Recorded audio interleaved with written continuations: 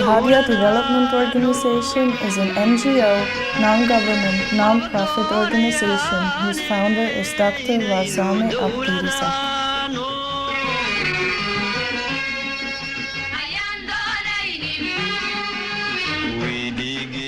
In 2006, our first activity started in form of a small ambulatory and very few staff.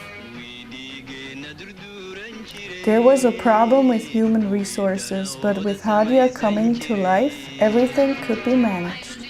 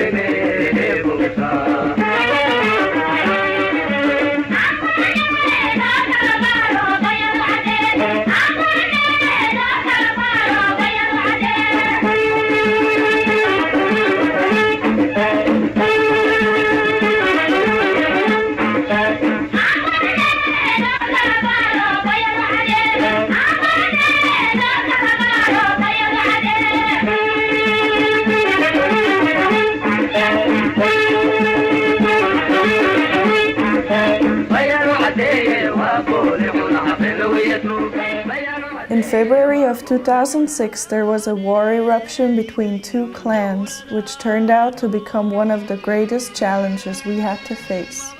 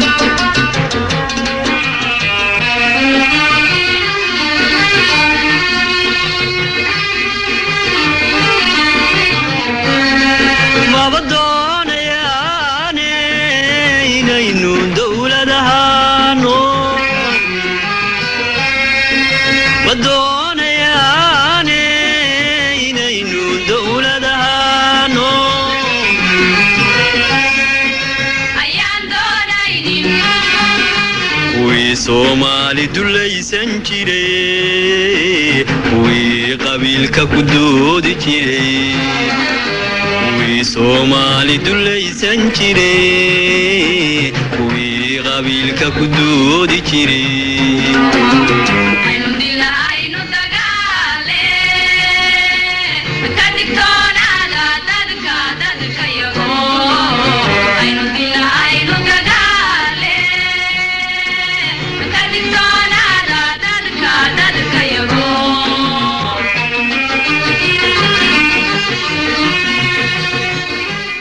Due to the situation, there was a lack of medical equipment and drugs. But with the little that was available, Hadia Hospital could manage. For a long time, Hadia was dreaming of building a hospital. This dream became true when the German engineer Rudi Brian came to Caabudwaaq. He started to build up the hospital after receiving support from different sources such as the Swiss government and several other foundations.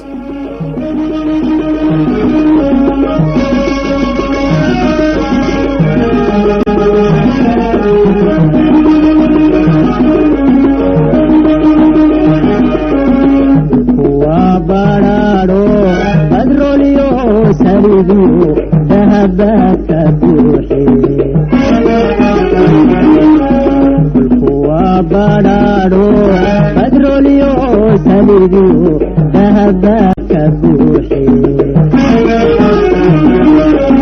haddaad badhan weydaan barbaryayaa filanina haddaad badhan weydaan barbaryayaa filanina baryooyinaad ku dheeritaan dhaqaalahana badisaan baryooyinaad ku dheeritaan dhaqaalahana badisaan bidcilkoo caleeliyo meel baad ku yaalo biyuhuna u muuqdaan isla baadidoyo bicibka isla waaye isla baadidoyo bicibka isla waaye waqtiga isbedelayo cilmiga badweyno badownimada mayde waqtiga isbedelayo cilmiga badweyno badownimada mayde haddaydan sancada baraan barbaryayaa filanina dhaqaalahana badisaan baryooyinaad ku dheeritaan dhaqaalahana badisaan bidcilkoo caleeliyo meel baad ku yaalo biyuhuna u muuqdaan isla baadidoyo bicibka isla waaye isla baadidoyo bicibka isla waaye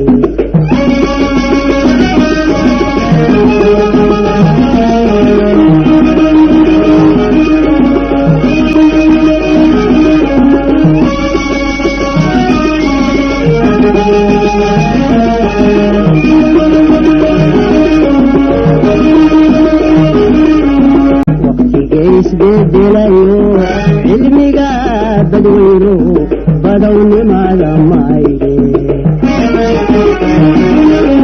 waqtiga isbedelayo cilmiga badweyno badownimada mayde haddaydan sancada baraan barbaryayaa filanina haddaydan sancada baraan barbaryayaa filanina dad hortiin baraarugay inaad bereesamaysaan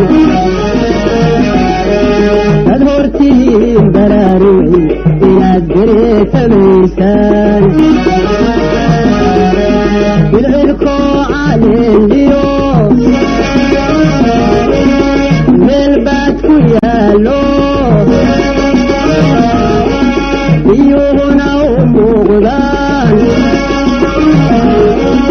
isla baadidoyo bicibka isla waaye isla baadidoyo bicibka isla waaye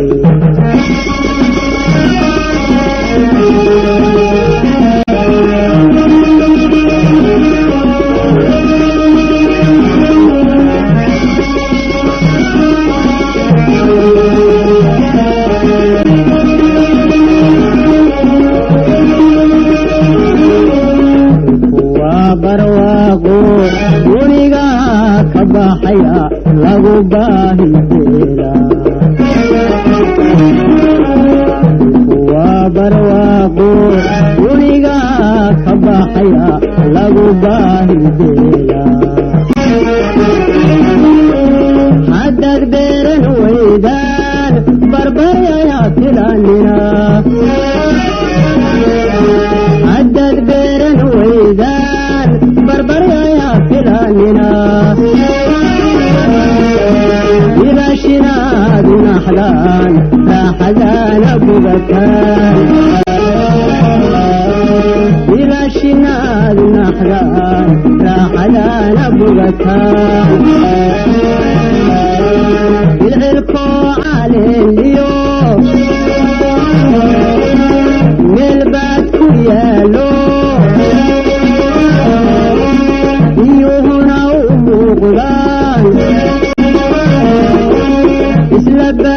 baadigoyo bicibka isla waaye isla baadigoyo bicibka isla waaye meel baad ku yaalo biyuhuna u muuqdaan isla baadigoyo bicibka isla waaye isla baadigoyo bicibka isla waaye. After the construction of the hospital, we started our routine work.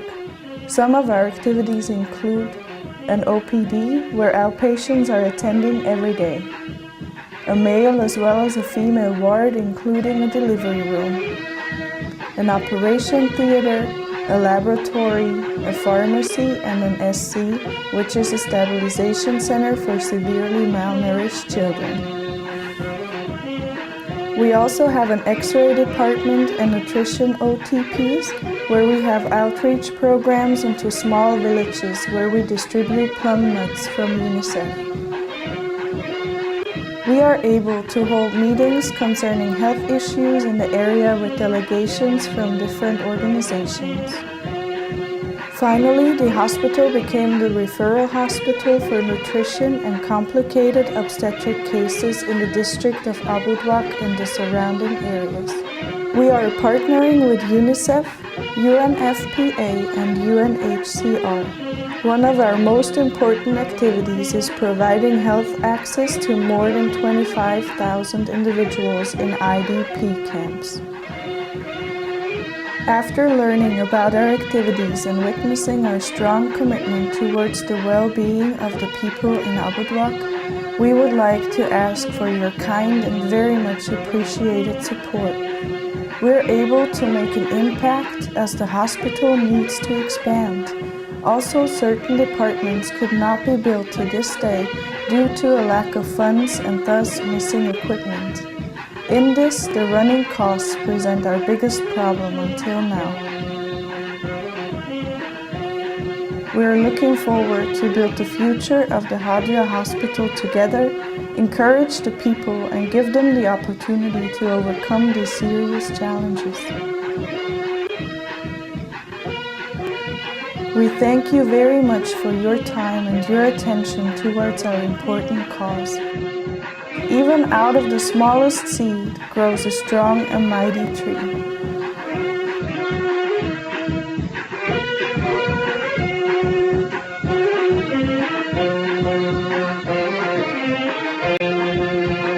hadday adiga kula tahay isticmaar hungoobo qosog haddaanan ku noqon gaaja inay haadhigeen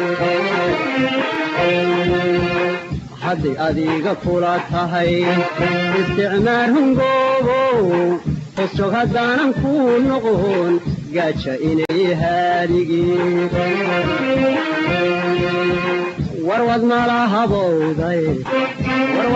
habowday abuurko ambeerkiyo hantidaydu igu filan